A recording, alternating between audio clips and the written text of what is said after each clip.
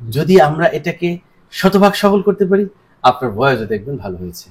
এখন যদি কোনো কারণে এটা আমরা সর্বোচ্চ সতর্কতা অবলম্বন করার পরেও এবং এটাকে দেখে আগলে রেখে আসার পরেও কিন্তু সাময়িক সময়ের জন্য ভয়েস চেঞ্জ হয়, সেটাও মেনে নিতে হয়। কারণ ওই যে আমি তো তার আশপাশে অনেক কাজ করেছি, এটাকে বলা হয়।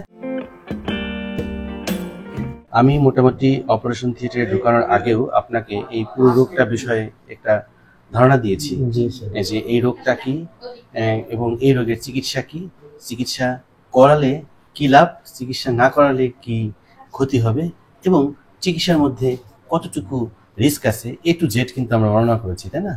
সো ভিউয়ার্স, প্রত্যেকটি রোগ সম্পর্কে আমি চেষ্টা করি রোগীদেরকে বুঝিয়ে বলার জন্য, এই কারণেই যাতে তারা পুরো বিষয়টা বুঝতে পারে এবং বুঝলে ভয়টা কেটে যায়। তো আজকে আমি যে অপারেশনটি করব মিলন ভাইয়ের, সেটা হচ্ছে টোটাল থাইরয়েডেক্টমি।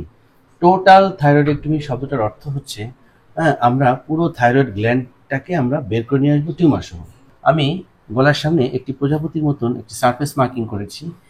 এর কারণ হচ্ছে আমাদের থাইরয়েড গ্ল্যান্ডটা দেখতে অনেকটা এইরকমই এবং এটার দুটি লোব রয়েছে, রাইট লোব, লেফট লোব। তো আমরা খেয়াল করলাম যে তার বাম পাশের লোবটা ফোলা।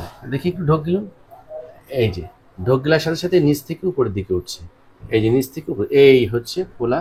এখান থেকে নেওয়া হলো রস, রস পরীক্ষা করে আমরা বুঝতে পারলাম তার এই টিউমারটার মধ্যে এক ধরনের ক্যান্সার রয়েছে, যে ক্যান্সারের নাম হচ্ছে প্যাপিলারি কার্সিনোমা অফ থাইরয়েড, অর্থাৎ এটা প্যাপিলারি থাইরয়েড কার্সিনোমা। তো এই ধরনের ক্যান্সার টিউমার যখন থাকে তখন আসলে টোটাল থাইরয়েডেক্টমি করার প্রয়োজন রয়েছে। যদিও আমরা তার ডান পাশে কোনো গোটা পাইনি, কিন্তু ক্যান্সার টিউমার থাকলে পুরোটাই ফেলতে হবে। এটা কেন?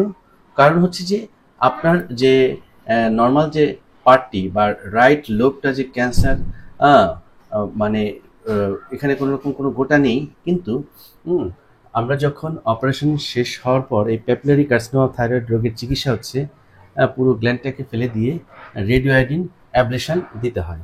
যদি নর্মাল কোনো থাইরয়েড টিস্যু থাকে সেক্ষেত্রে ওই রেডিও আয়োডিন ক্যাপসুলটা আপনার শরীরে কাজ করবে না। অপারেশন করার পরে একটি রেডিও আয়োডিন অ্যাবলেশন নিতে হয়, যেটি মাইক্রোমেটাস্টাসিসগুলো ইন ফিউচারে যাতে না হয় সেটাকে প্রিভেন্ট করবে।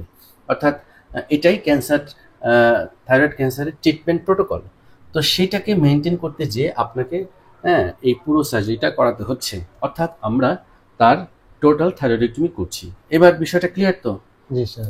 আচ্ছা, অনেকেই জানতে চায় স্যার এই অপারেশন করতে আমার কোনো ঝুঁকি আছে কিনা, তাই না?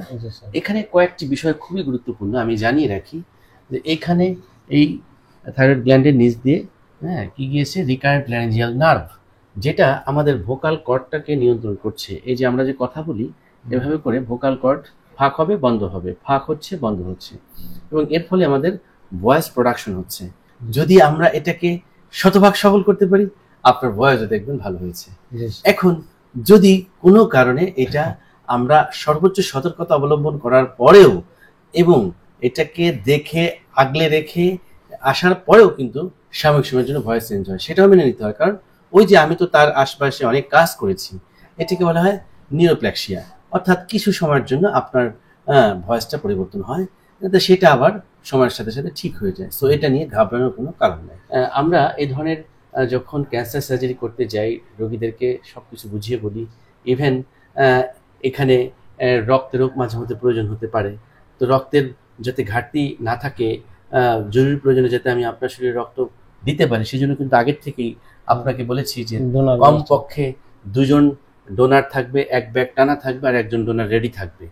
তো আমি প্রতিনিয়ত এরকম ব্লাড কালেকশনে রাখি, আবার প্রতিনিয়ত এই ব্লাডগুলোকে ফেরতও দেওয়া লাগে, কারণ ম্যাক্সিমাম ক্ষেত্রেই প্রয়োজন হয় না, ঠিক আছে? কিন্তু আমাকে প্রস্তুতি নিয়েই কিন্তু মাঠে নামতে হবে। যখন আমার সমস্ত প্রস্তুতি 100% থাকবে, সফলতাও প্রায় নিয়ার টু 100% হবে। এই জায়গাটাতে আমাদের কোনো গ্যাপ রাখার সুযোগ নেই, গ্যাপ রাখলেই বিপদ। সো দ্যাট আমরা বিপদে পড়তে চাই না, আমরা কি হতে চাই, জয়ী হতে চাই। আর আজকে আমরা নিশ্চয়ই জয়ী হব এই স্বপ্নই দেখছি। পুরো প্রক্রিয়াটি আমরা আন্ডার জেনারেল অ্যানেস্থেসিয়া করব, অর্থাৎ এখানে রোগী কোনো কিছু বুঝতে পারবে না, এবং অপারেশন শেষে আমি তার সঙ্গে আবার কথা বলবো, এবং আমরা আশা রাখছি আমরা সফলভাবে কাজটি শেষ করে তার মুখে হাসি ফোটাবো, তার পরিবারের মুখে হাসি ফোটাবো। Thank you very much for watching this video.